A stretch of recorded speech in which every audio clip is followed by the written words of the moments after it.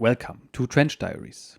This is Another Place, Another Time, Chapter 9, Love in the Ruins of the Reich. Our arrival at Bremen was part of a general reorganization of the U-boat-Waffe caused by the loss of the French bases during the previous summer. Until a new generation of advanced electro-boats entered service, Dönitz planned to continue operations using Schnorchel-equipped Type 7 and Type 9 craft operating from Norway. The second U-boat flotilla, which had been our unit in Lorient, was now disbanded and U-190 was transferred to the newly created 33rd U-boat flotilla with headquarters at Flensburg. In the future, we could expect to sail from Germany to Norway to mount our patrols, but before we left on our next mission, U-190 was to undergo a major modification. For this reason, we had returned the boat to the Deschimag shipyard. This modification involved cutting away much of the forward deck where there was an external compartment to store 4 torpedoes. This large flat area created undesirable adhesion to the surface of the water when trying to break through during the diving process. Under normal conditions, it took a Type 9 boat up to 45 seconds to completely submerge, and it was expected that reducing the amount of deck to be submerged would result in a reduction in the time required, an important advantage as by this period in the war we faced overwhelming numbers of Allied aircraft and warships. As opportunity presented itself, many Type 9 boats had been thus modified, and it was now the turn of U-190. This was a major job that was expected to take between 6 weeks and 2 months to complete. I was busy immediately after our arrival getting the boat ready to be turned over to the shipyard. After a few days, preparations for this work had progressed to the extent that I could go on leave, and after a call to my mother, I was on a train to Berlin. I was hoping that Ruth would be at the station to meet me, but I was disappointed. We got together, however, a few days later, and she was duly impressed with the shiny new star on my epaulets, marking my recent promotion to Oberleutnant. For the remainder of my leave, we spent nearly every evening together. I would pick her up at the office at the Reich Chancellery, buy her dinner at the Riviera restaurant in Grünau where we first met, and afterwards take her home. At this time, I introduced Ruth to my mother, who liked her very much. Although we were as happy as circumstances permitted, I called Ruth one evening with tears in her eyes. When I asked what the matter was, she began to tell me hesitantly that she had been thinking about the time when I would soon be gone again, and that she knew, given the way the war was going, which was not good at all, that the Russians must one day get to Berlin. I assured her that even though I would have to leave again, everything would be the same on my return. I am not so sure she was convinced.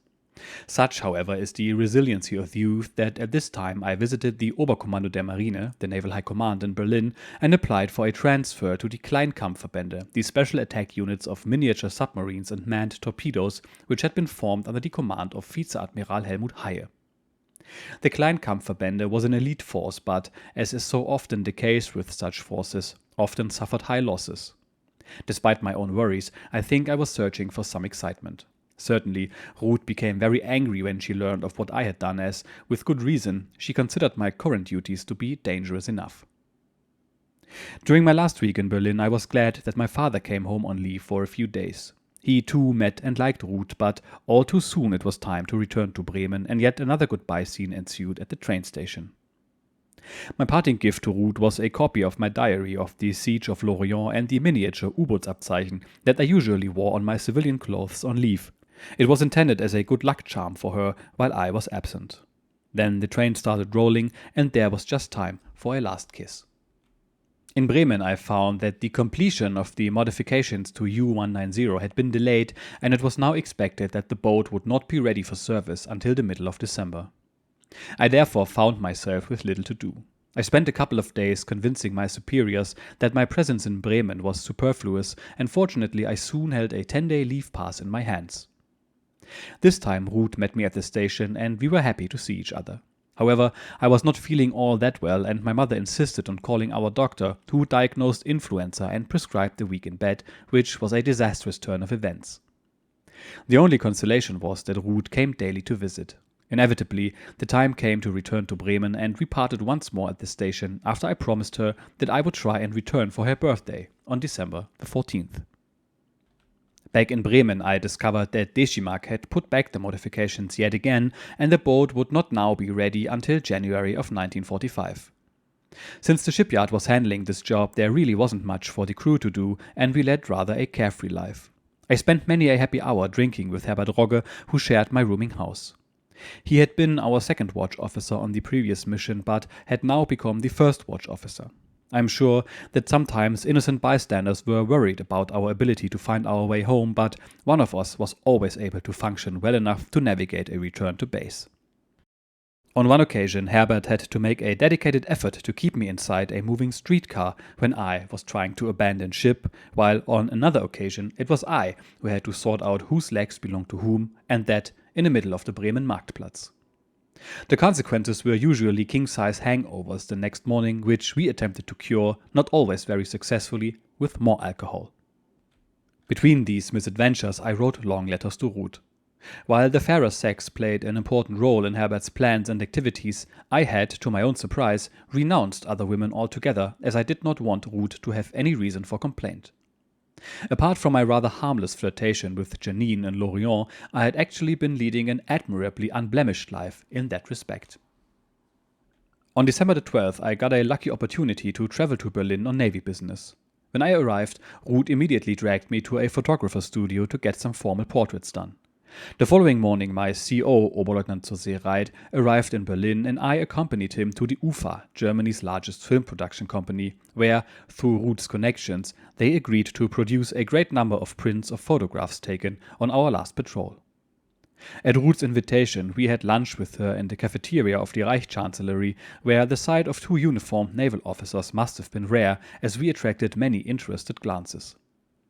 The next day, which was Ruth's birthday, I visited her office to present my presents: some silk stockings, a decorative pot containing a cyclamen, a bottle of fine liquor, and a box of chocolates.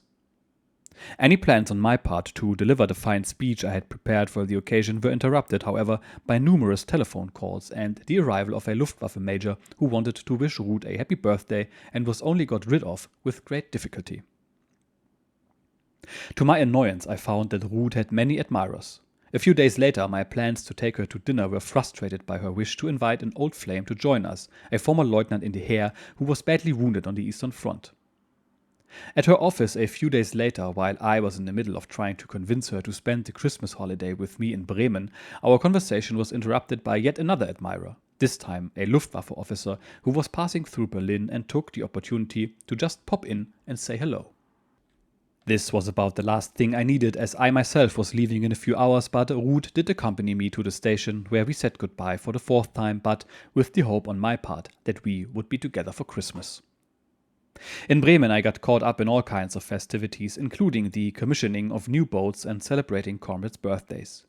We were frequently disturbed by enemy aircraft, but they mostly just flew over on their way to Berlin, which was being heavily bombed at this time, a fact that caused me much concern for my family.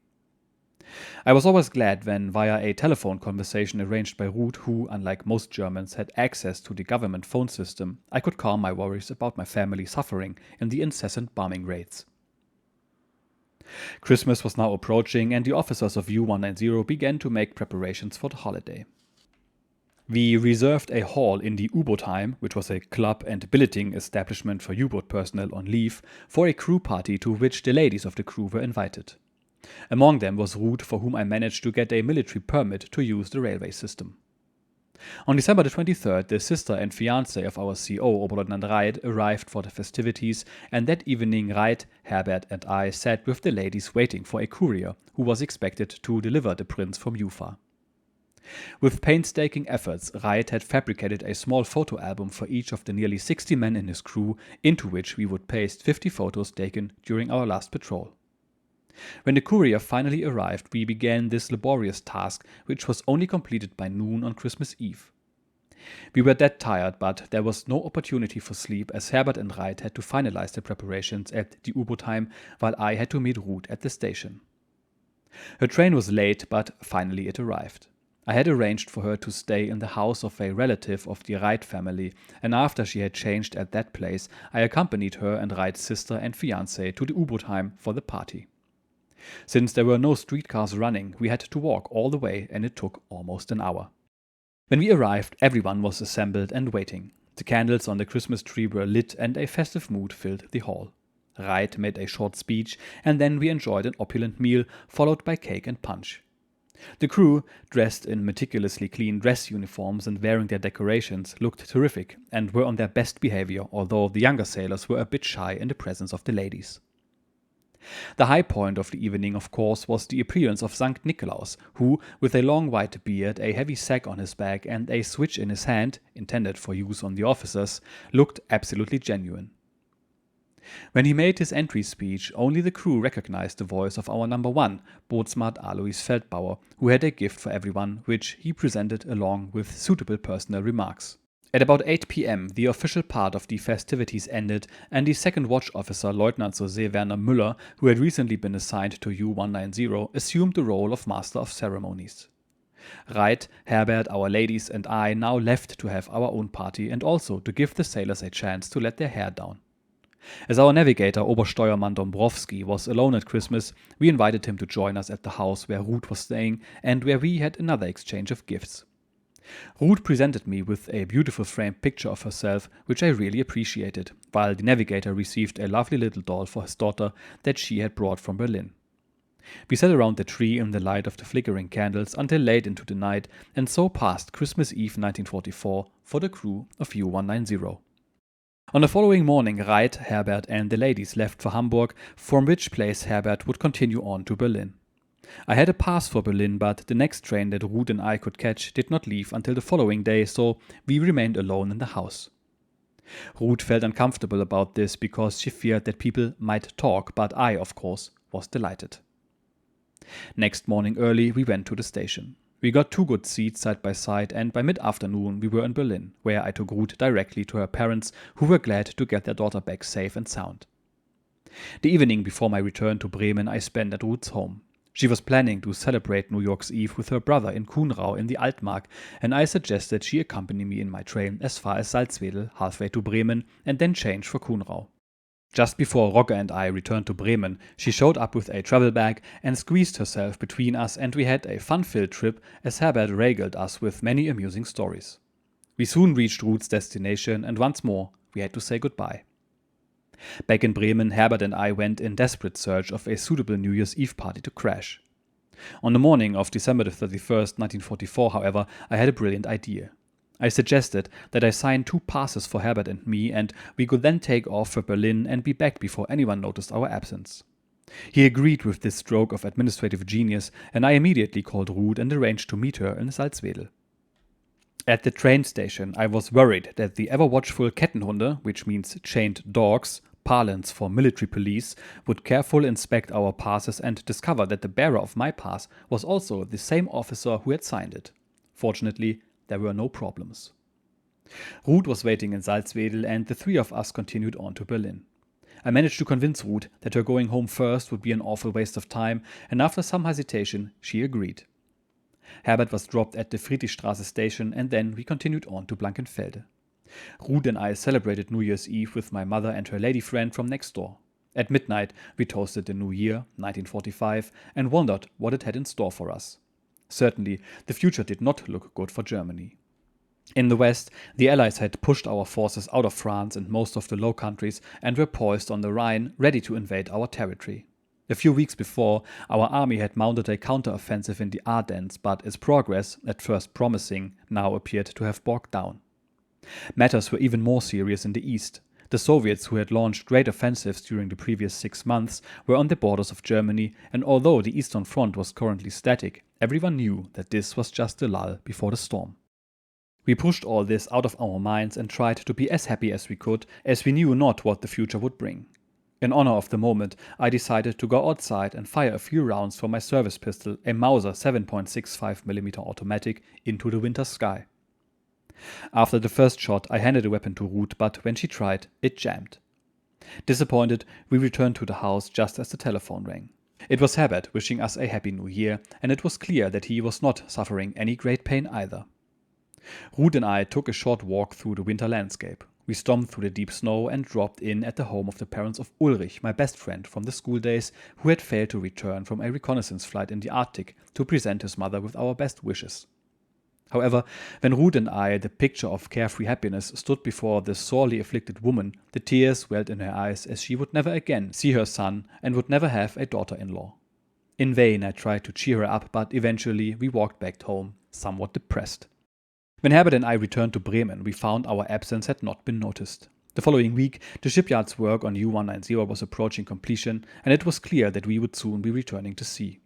One evening, Herbert and I got into a discussion about our chances of surviving the next patrol, and we both were surprised to learn that the other had the same sentiment, namely, that we might not return. This mutual fear was somewhat strange, as since the introduction of the Schnorchel, U-boat losses had appeared to lessen. We both thought that the reason for our disquiet was our concern about our CO, Reich, in whom we had very little confidence. But, on the other hand, we also realized that as the senior officers on the boat, we had considerable influence on the course of events. At this time, I was disappointed to learn that my application for a transfer to the Kleinkampfverbände had been refused. I thought bitterly that at least Ruth would be happy. Our first trial run with the boat took place in the middle of January and passed without problems. Our day of departure from Bremen was now fixed for January the 24th, and I wanted desperately to get back to Berlin just one more time. After some negotiations with Reich, both Herbert and I received leave for the weekend of January the 19th. We got to Berlin without any trouble, and on the Saturday night I had a farewell party at home in Blankenfelde with my mother, one of her friends, and, of course, Ruth. Ruth and I suffered a bit under the torture of not being alone. However, I was pleased just to be with her, and when I opened the window and the cold winter air hit my face, I inhaled deeply and thought the world a beautiful place. On the Sunday afternoon, Ruth and I traveled into Berlin, where we met Herbert and his girlfriend on the platform of the Lehrter station. We learned that our train had been cancelled as the situation in the east was extremely desperate because just a few days before, the Soviets had unleashed a great offensive. They had penetrated East Prussia, and overloaded refugee trains were arriving continuously from that area. In Germany, in January of 1945, trains rarely operated according to schedule, and Herbert and I therefore abandoned the idea of returning to Bremen that day and went our separate ways with our ladies. Ruth took me to the Reich Chancellery, where we spent the night drinking champagne and dancing. When we returned to the station next morning, Herbert and I were forced to wait for any train that might even take us in the general direction of Bremen. As this looked like it might take hours, we invaded a train signal shack where, after a generous distribution of our cigarette ration, we got permission to warm ourselves near the red-hot charcoal stove. Despite the general chaos in the rail system, the Berlin railway men had not lost their traditional caustic sense of humor, and we had a lot of fun. Finally, in the afternoon, we were able to board a refugee train bound for Bremen, where we arrived several hours later to be strongly reproached by Reich for overstaying our leave.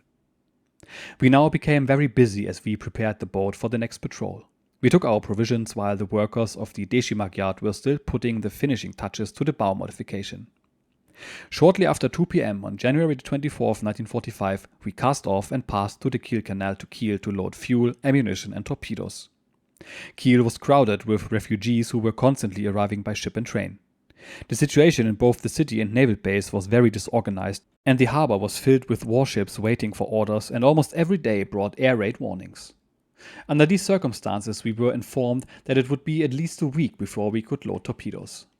While we waited, I ran into an acquaintance, another chief engineer, who told me that he now had a second engineer on board for training purposes, so that he could be relieved after his next patrol to take over one of the new Type 21 U-boats coming out of the shipyards. This struck me as an eminently good idea, and I immediately visited the personnel office of the naval base. There, after an interview with the Kapitänleutnant who did not know me, conducted with some slight exaggeration on my part, I received permission to select an officer to assist me as chief engineer, with the understanding that, after our next patrol, I would leave U-190 and transfer to one of the new Type 21 craft. A few days later, Lieutenant Ernst Glenk joined our wardroom. Having learned from Ruth that she might possibly be able to manage one last trip to Kiel, I spent considerable time in the telephone booth of the liner Milwaukee, the headquarters of the 5th U-Boats Flotilla, to which U-190 was attached for administrative purposes, discussing arrangements. Finally, we agreed that Ruth would come to Kiel on Saturday, February 3, 1945. On the day before her arrival, however, an order was issued that, owing to the refugee chaos in the city, all naval shore leave was cancelled, married men excepted. I spent some time pleading my case with the adjutant of the 5th Flotilla but got nowhere and was on the point of going ashore without a pass when, in the evening, the U-190 was moved across the harbor to a civilian shipyard far from the naval base and the prying eyes of the calcified bureaucrats on the flotilla staff. My next problem was to find a place for Ruth to stay in a chaotic and overcrowded city. It cost me a bottle of rum from my liquor ration to convince the desk clerk of the Bahnhof Hotel that he did indeed have a room available. Ruth's train arrived at 2 a.m. and, after the usual loving greetings, she informed me that she was lucky to be on it, as there had been a very bad air raid that day in Berlin and she was forced to spend hours in the basement shelter of the Chancellery and only managed to make it to the station through streets blocked with debris by hitching a ride on a fire engine. The next morning we managed to get a good breakfast, but the area around the train station was crowded with masses of refugees looking for ways to continue their journey. I was deeply shocked by their indescribable misery, and to get away from such sights, I took Ruth down to the port and showed her the inner harbor, which was not at all inviting, as fog had descended and everything was clad in the same monotonous grey. The noise of the hammers from the shipyards on the opposite shore filled the air, while the many welding torches dimly illuminated that side of the harbor with a pale flickering light. It began to snow, and Ruth replaced her hat with a kerchief as I pointed out the 4 mighty Hamburg-America liners, Deutschland, Hamburg, Hansa and New York, moored in the outer harbor. As we walked through the gate into the naval base, I told her that my next patrol would be my last on U-190 and that, after I returned, I would spend at least 6 months ashore before my new Type 21 boat would be ready for operations. Naturally, this news made Ruth extremely happy. As we strolled along the piers of the naval base, where many U-boats were secured, I was constantly greeted by officers that I knew, one of whom informed me that my friend Pieper from U-612 was the first watch officer of a boat moored nearby. We walked over and I asked the watcher on deck to call the first watch officer, who promptly appeared and greeted me effusively. I asked Pieper to help me locate U-190, which had, in my absence, been moved from the shipyard back to the base, and he ordered the bridge watch to locate a Type 9 boat with a blue star, the blue compass rose, which was the boat emblem of U-190, on the conning tower.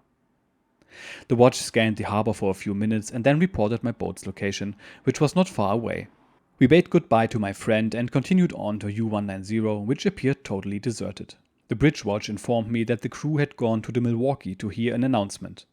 I contemplated taking Ruth down to the wardroom to get away from the rather unpleasant weather, but since the traditional superstition among U-boat crews was that if a woman comes on board it brings bad luck, I did not do so. I was relieved from my dilemma at that moment because our crew returned from the Milwaukee. Inviting Ruth on board, however, was declared unacceptable by an unanimous vote of my comrades, despite the fact that wet snow was falling heavily. I accepted their arguments and had a bottle of cognac delivered to the dockside where, at the end of the pier, there was a bit of a roof. Under its cover, Herbert Rogge, the second watch officer, Werner Müller, my chief engineer in training, Ernst Glenk, and we two consumed one cognac after the other, while in between the occasional chocolate was shoved into Ruth's mouth. The alcohol warmed her up and she became quite lively despite her pitiful resemblance to a drenched cat. An idea occurred to me and I took our number 1, the inimitable boatsmart Feldbauer, aside. A few days before he had told me that he knew of a room available not far from the base and I asked him if it was still available.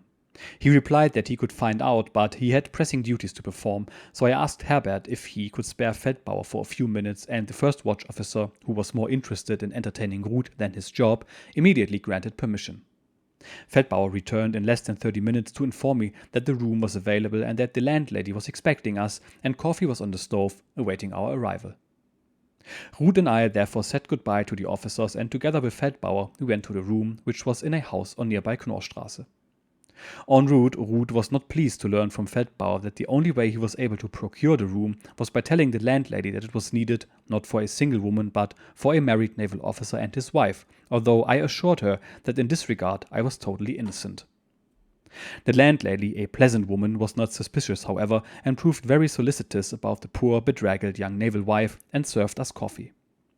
Feldbauer, glad of the break, stayed on to help us drink the coffee, and it was arranged that we would return to the hotel that night and move into our new accommodation in the morning. After an hour of not unpleasant walking, as neither of us were feeling any discomfort, through the wet, foggy evening, we reached the Bahnhof Hotel. I had thoughtfully picked up some food from the boat, so we were able to have supper in our room. Next morning early, I took a streetcar back to the base, leaving Ruth to move to Knorrstraße later. Meanwhile, I began the job of getting the boat ready for the next mission. At the end of the day, however, I took one of my chief petty officers aside and borrowed his wedding ring so that when I returned to Knorrstraße, I was in proper marital uniform. When I did return home, I was pleased to find that my wife had prepared my evening meal. For Ruth and me, our last days together passed amid a whirlwind of work on the boat as we struggled to take on torpedoes, ammunition, and provisions. I was glad to have the assistance of an engineer in training, but even so, it was usually 6 or 7 p.m. each evening before I appeared at Knorrstraße. In the evenings, we talked to the landlady, who was glad to receive some of my liquor ration, and on one occasion we held a little dance party, to which the first watch officer came, although it was interrupted by an air raid. It was now accepted that Ruth and I were formally engaged, and I wrote my mother to tell her so.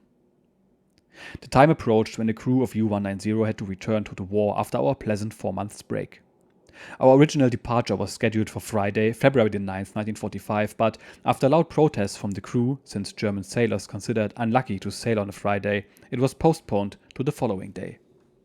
All of us officers, not knowing what the immediate future held, decided to take our dress uniforms and personnel kit on this patrol, as we feared they might be lost in the increasingly chaotic conditions in Germany. I spent my last evening at Knorrstraße drinking and dancing with Ruth, and at 10 a.m. on Saturday she accompanied me to the naval base as I didn't know whether I would be able to return again. We said goodbye at the gate, although the presence of the nearby sentry kept our farewell embrace somewhat stiff. But what would we say to each other at this moment anyway? Words would be small things relative to the pain of having to part. When I arrived at U-190, preparations for departure were almost complete, and by noon I found myself with little to do, so I decided to go back and see Ruth just one last time. When I returned to the base, I took her with me all the way to the boat. However, from far down the pier, I could hear the CO screaming, "Chief, where the hell are you? We have to leave immediately for a test dive. Hurry up!" I was therefore forced to abandon her again. The test dive was completed very quickly. I just dropped the boat to the bottom of the harbor and then immediately surfaced. The hatch was hardly open when I was on deck and hailing a safety launch which came alongside in an impressive maneuver. Telling the bridge watch I was leaving the boat for a short period, I hopped a ride onto the launch over to the Scharnhorst pier, hoping to catch Ruth, but she was already out of sight. I returned again on U-190 only to learn that the departure of our boat and the 2 others going out with us had been delayed for 2 hours. On a whim, I asked Reich if I could take the first and second watch officers back to Knorrstraße and say goodbye to my fiancée. He agreed somewhat reluctantly, but insisted we be back at 3:30 p.m. Ruth, of course, was pleased to see us and quickly made coffee, which we consumed with some liquor, but all too soon it was time again to go. Again, I took Ruth back to the boat so that she could witness our departure, and the 4 of us returned to U-190. At the boat, I had to leave Ruth on her own for a few minutes when the crews of the 3 departing submarines were brought together to hear the final remarks of the flotilla chief, but I was soon back with her. In the meantime, the mother and wife of the CO, who had married a few days before, although he did not invite his officers to the ceremony, arrived, and I introduced Ruth to the CO's mother.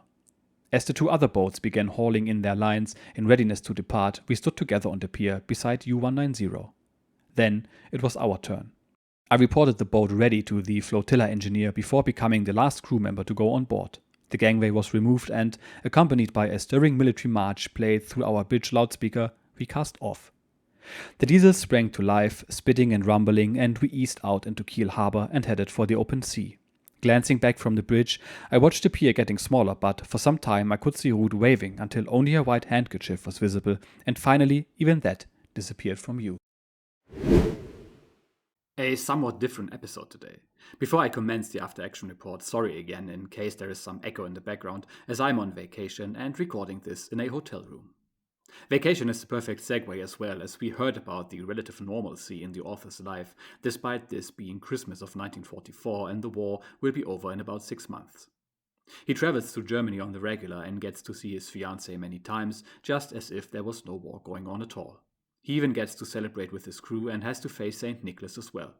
For those that don't know, in Germany traditionally it's not Father Christmas that's coming, but St. Nicholas with his assistant Knecht Ruprecht, which is the farmhand Rupert, who both come bearing gifts. That is, if you were well behaved during the year. If you weren't, you get a piece of coal if you're lucky, if not, you get slapped across the rear with a brushwood broom. And that is how you rear children in Germany. So, thank you for watching. Remember to be well behaved, as Christmas is indeed coming up and St. Nicholas is watching. Like, comment, subscribe to please the algorithm, and I will see you in the next episode. Cheers.